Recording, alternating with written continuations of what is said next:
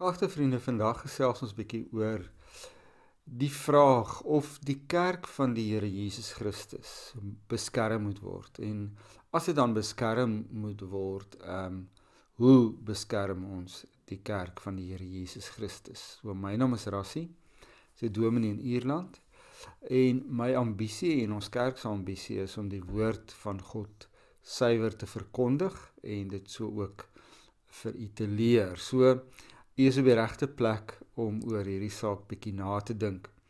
Ons gebruik die gedeelte om ons vraag te beantwoord, die gedeelte uit Nehemia 3. En dit gaan oor die heropbou van Jerusalem se mure. En ons gaan bietjie dit gebruik om te praat oor die vraag of die kerk van die Here beskerm moet word en hoe ons hom moet beskerm. Goed, ek gaan 'n paar versies net lees uit Nehemia 3.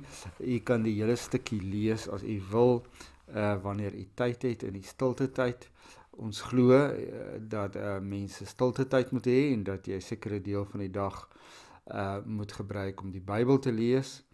En as u dan nog dit nooit gedoen het nie, kan u dalk nou sommer begin met die boek Nehemia en dit saam met ons deurgaan. So Nehemia 3 begin by vers 1. Ek gaan net 'n bietjie vers 1 lees en dan weer vers 7 en 8 en dan die laaste versie wat ons gaan lees is vers 12. Maar die hele gedeelte gaan eintlik maar oor die herbou van die muur van Jerusalem. Eliasib, die hoofpriester en sy amptgenote, dis nou 3 vers 1, die priesters het gereed gemaak en die skaappoort herbou. Hulle het dit self geheilig en die poortdeure ingesit, tot by die toring van die 100 het hulle dit geheilig, ook tot by die toring van Genaniel. Kom ons lees vers 7 en 8. Elke versie gaan oor 'n gesin of 'n familie wat 'n sekere deel van die mure herstel het. So van vers 7 lees ons van nog 'n gesin en 'n groepie wat die mure herstel het. Langs hulle het Malatja uit Gibeon en Jadon uit Meronot herstelwerk gedoen. Die manne van Gideon en Mispa het behoort tot die amptsgebied van die streekgouverneur wes van die rivier. Langs hulle het Isiel, seun van Geraja, 'n lid van die goudsmede herstelwerk gedoen, en langs hom het Ganania, 'n lid van die salfmengers, herstelwerk gedoen. Hulle het Jerusalem opgeknap tot by die breë muur. En dan laastens vers 12, of nie laastens nie, ons gaan nog 'n versie lees, maar vers 12, langs hulle het Salem, seun van Halloges, die bevelvoerder van die ander helfte van die Jerusalem distrik, herstelwerk gedoen, hy en sy dogters. En dan vers 5 wil ek vir julle lees, langs hulle het mense van Tekoa herstelwerk gedoen, maar die vernames onder hulle het nie hulle nekke onder die juk van hulle Heer se werk gesit nie. Vriende, is 'n baie interessante gedeelte oor die heropbou van die mure van Jerusalem. Nou moet jy onthou dat in die tyd van Esra is die tempel herstel, klaar herstel. So op hierdie stadium is die tempel herstel, ek sal nou nie sê in sy volle glorie wat hy was voor die ballingskap nie, maar die tempel is herstel en baie van die goed wat in die tempel was, is teruggebring. En Esra, die priester, het baie werk hiermee gedoen. Die volgende boek, Nehemia, wat ons sopas gelees het, gaan oor die mure van Jerusalem. Nou is die heel eerste vraag wat u sal vra, maar as die tempel klaar gebou is, hoekom is die mure van Jerusalem dan belangrik? En dis juis die antwoord, om die tempel te beskerm. Om die tempel te beskerm. So, onthou die tempel in die tyd van die Israeliete was die simbool, was die manier waarop hulle sondevergifnis gekry het. En vir die Israeliete was dit hulle belangrikste besitting. Vergifnis van sondes was hulle belangrikste besitting. Was hulle belangrikste passie. Om skoon gewas te wees, om heilig te wees voor God, om rein te wees. Dit was hulle groot ambisie. Dit kon hulle by die tempel kry as hulle 'n offer gebring het vir hulle sonde. En daar's ook jaarliks 'n offer gedoen vir die hele volk terwille van hulle sonde. Toe die tempel nie meer bestaan het nie, het dit verval.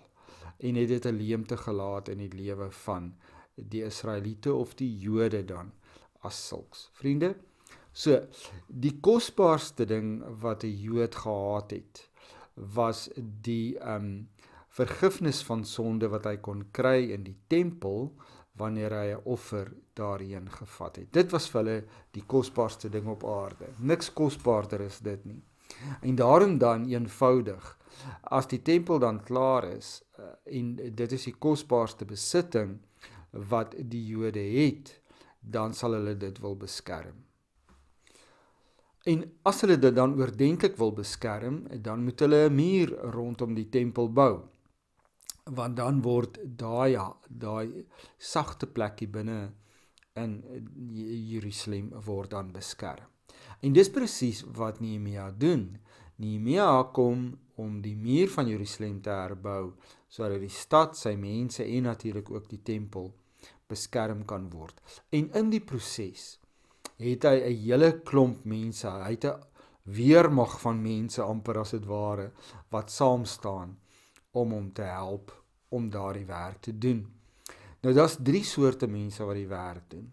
So die eerste groep is die priesters en die leviete. Nou vriende, soos in enige kerk is daar maar die mense wat daar moet wees, wat betaal word om daar te wees. So die dominees en ouderlinge en diakens is maar die mense wat die kerk van die Here in stand hou en hulle moet daar wees om die werk te doen. So, die priesters bou saam met die leviete 'n groot deel van die muur terug. Of hulle regtig nou messelaars was of bouers was, dit weet ek nie, maar hulle het in elk geval maar hulle taak gemaak om stukke van die muur wat gebreek was, wat uitgeruk was deur die invallers, het hulle teruggebou. Die tweede groep mense wat hierso werk is gewone mense wat ons het 'n stukkie gelees van die goudsmede, juweliere, die mense wat juweliersware gemaak het of enige iets wat met goud te doen het, en dan die tweede groep is die salfmengers. Nou die salfmengers is eintlik maar die mense wat lekker ryk goed gemaak het, wat parfuum gemaak het.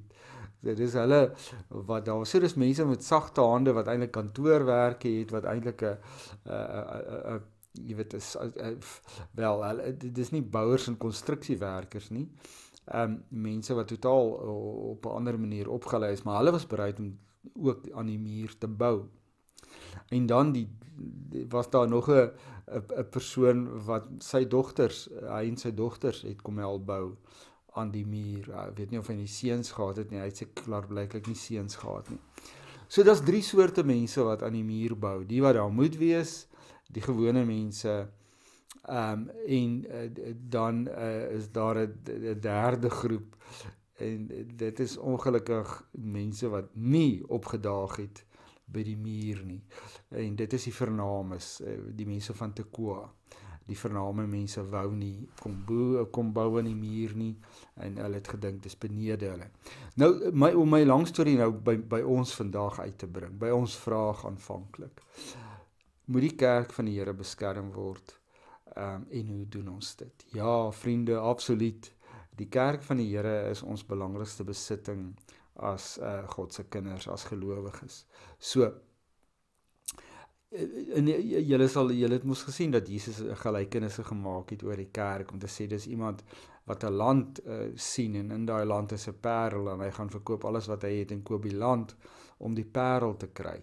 So belangrik en kosbaar is daardie land vir die persoon, nie oor die land nie, maar oor die parel. Jesus het ook gesê, soek die koninkryk van God en al die ander goeder sal jou toegevoeg word. Vir ons as gelowiges is die kerk die belangrikste deel van ons lewe. En miskien voel nie almal so nie, maar daar kry ons verlossing deur Jesus Christus se offer aan die kruis. Ons word in die kerk, word ons skoon gewas van ons sonde, word ons nuwe mense, word ons mense wat deur die Gees van God beheer word. Wat meer wil jy hê? Dis die belangrikste in ons lewe, is die kerk. moet die kerk beskerm word? Verseker ja, as mens kyk na 1 Timoteus 2 vers 1 tot 2, jy kan 'n stukkie gaan lees in die Bybel, dan dring Paulus daarop aan dat almal sal bid, met gebed en smeking vir die regerings van die dag, sodat daar vrede sal wees, sodat die kerk kan floreer, sodat die geloofsgemeenskap kan floreer. Dus as daar oorlog is en daar's gevegte en bekleierery, dan sukkel die kerk van die Here, dan gaan dit swaar met die kerk van die Here. So ja, uiteraard is die kerk 'n sagte teiken en moet die kerk beskerm word. En so ons het ook die taak dan, vriende, om die kerk te beskerm. En net soos, presies net soos Nehemia al die mense bymekaar gekry het, 'n klomp mense bymekaar gekry het, om hom te help, kan ons dit nou vandag vergelyk met al die lidmate. En ons werk saam om ons belangrikste besitting te beskerm, wat die kerk is. En daar's ook 3 soorte mense vandag in die kerk, wat die kerk moet beskerm. Die eerste is maar die dominees, en natuurlik nou al die mense wat saam met die dominees werk, hulle is almal daar, en hulle moet die woord van die Here verkondig, hulle moet sorg dat die erediens in stand gehou word, en hulle moet sorg dat die gemeenskap van die gelowiges in stand gehou word, en dis as gevolg van hulle wat ons nog kerke het vandag, want hulle beskerm die kerk met hulle werk, en al die energie wat hulle insit. Die tweede groep mense is natuurlik nou die gewone lidmate. Dra deel by, deur kerk toe te gaan in die eerste plek, deur self geestelik te groei in die tweede plek, en in die derde plek om allerhande take in die kerk en rondom die kerk te verrig. Dis en dis hoe ons die kerk beskerm, en dis hoe ons die kerk van die Here Jesus in stand hou, nie net vir onsself nie, maar ook vir ons nageslag, want dis regtig ons belangrikste besitting. So vriende, ja, die kerk het beskerming nodig. Moenie laat die kerk blootgestel word nie. U moet die kerk regtig altyd in die gebede onthou, in u take, u opleiding, wat u ook al vir die kerk kan doen, u bydra tot die kerk is ontsettend belangrik. Raak betrokke in die gemeentes, raak betrokke by 'n kerk, wees deel van die ontvangsmense, wat nuwe mense verwelkom, wees deel van die wat tee skink en toebroodjies gee vir die mense wat kerk toe kom, bel mense met hulle verjaarsdae, besoek mense, nooi mekaar vir ete, nooi mekaar vir koffie. Op allerlei maniere kan u betrokke wees by die kerk van Jesus Christus vir die instandhouding daarvan. Gaan help met die tuinwerk, gaan help met die herstelwerk in die kerk, help die dominee met sy administrasie. Wat ook al u kan doen, vriende, dis baie, baie belangrik dat ons die kerk beskerm, en dat ons die kerk help in stand hou, sodat die kerk kan floreer, want dit is die plek waar ons verlossing ontvang. Dis die plek waar ons gered word. Dis die plek waar ons Jesus Christus se genade, sy barmhartigheid, en sy liefde ervaar. Wat wil ons meer hê in hierdie wêreld? As ek weet dat die wêreld môre gaan vergaan, en dat daar een of ander ding op pad is wat ons totaal uitmekaar uit gaan ruk, dan wil ek saam met my medegelowiges kuier. Ek wil saam met hulle wees, die laaste paar minute of ure. Ek wil saam met hulle sit en 'n koffie drink, en ons wil wag dan vir die ewige lewe, vir Jesus Christus wat ons kom haal, of wat ook al.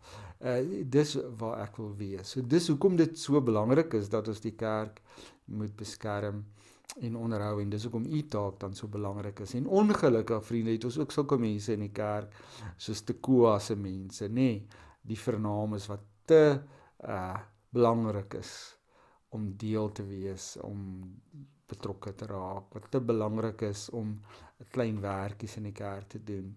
En ek dink nie dis baie positief nie.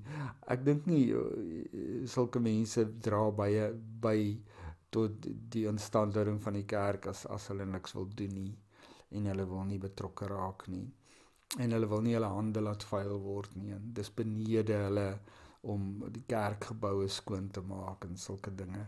Hulle beteken nie veel, en hulle is nie regtig gehoorsaam aan die Here nie. So, het die kerk beskerming nodig? Ja. Is die kerk belangrik? Ja, dit is ons kosbaarste besitting. Hoe doen ons dit? Ja, gaan kerk toe, groei geestelik en doen wat ook al jy kan om die dominee en sy span te help. Maak die kerk 'n wonderlike ervaring. Vir almal, dis wat die Here Jesus wil hê, want ons is sy gesin, ons is sy kinders, en ons is almal een voor hom, en ons is almal sy boeties en sissies. So vriende, ja, help om die kerk van die Here Jesus te beskerm vandag op aarde.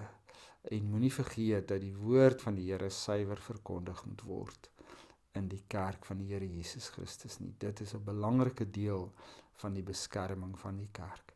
Amen. Hemelse Vader, ons dankie, Here, dat U die kerk ook in ons hande geplaas het, in ons midde geplaas het, om te sorg dat die kerk beskerm word, dat die kerk uitgebou word, dat die kerk omgewing het waarin dit kan floreer. Aan U die eer, Here, tot in alle ewigheid. Amen.